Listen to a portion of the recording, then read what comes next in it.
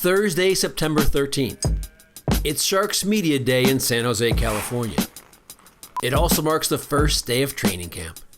Players spend the day going through a gauntlet of photo and video shoots as well as interview stations. Yeah, it's always fun when we get first day, everything finally starting. Sometimes you get along because it's a lot of pictures, smiles, and faces, but it's always fun. We get spent, like it and stuff, and we try just making them happy, I don't know, I didn't like that one. Okay. I was doing all the stations where we had to take some cool pictures, do some action shots, which was always incredible to see, like the camera work and this, things our crew does to, get those videos and all that stuff. What's this for? Oh God. I don't think most of us don't really enjoy it. I think the guys do a great job of making it look cool and stuff, but it's a long day, I think, when you're kind of just excited to get going. And you guys are fucking legendary. Around this year. Way better. Obviously this year, it was a pretty exciting event happened. This year was kind of really crazy because during the media day, was kind of trade this year. All right. Yeah, I walked into the locker room and, guys' bags were packed up, so that's what kind of, I looked around and was like, what's going on here? What just happened, it's like real or just fake or just somebody tweeted, and first thing was like, who was traded,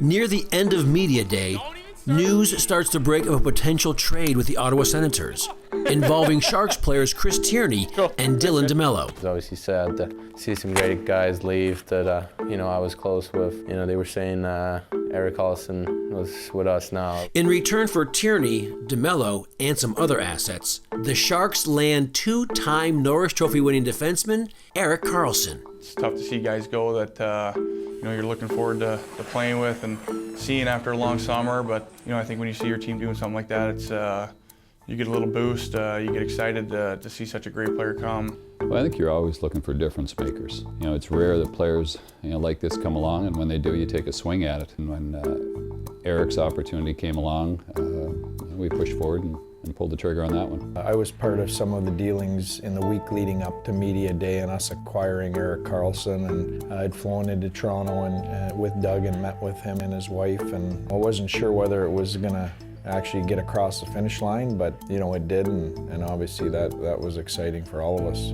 Exactly 1 week after the trade, Erik Karlsson arrives in San Jose. I think that they explained all the things that I needed to hear and I wanted to hear. And, they got to know me a little bit better, what I think about the game and how I think that things should be in order to be successful. And I think that it matched up really well.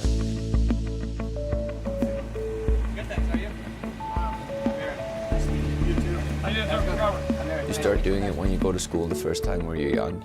You remember that feeling, what it's like. It's very overwhelming and a lot of new faces and new things, but at the same time you're very excited and you're in a good mood and you're happy to be there. And I think that's probably how it was now again. Wow.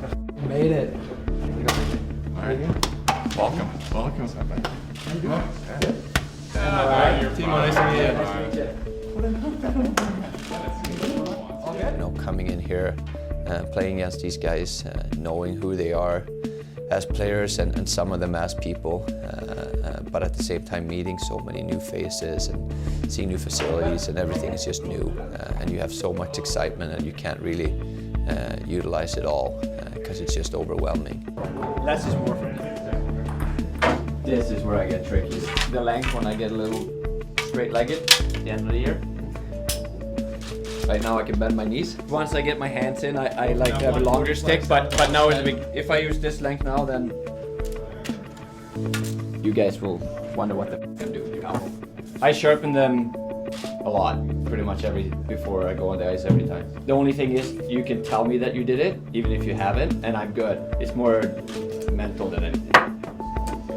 You know what I mean? So if you miss it sometime, just don't even say anything or whatever, and I won't even notice. Very unnormal. That's why you're gonna fit in with this group. You'll be just fine. You'll Don't be worry. fine. Yeah. We'll be all good. I'm We'll sure. get caught up. You Yeah. just go out to this to just Yeah. have fun with hockey. Yeah. Once I get out there, I'll be fine.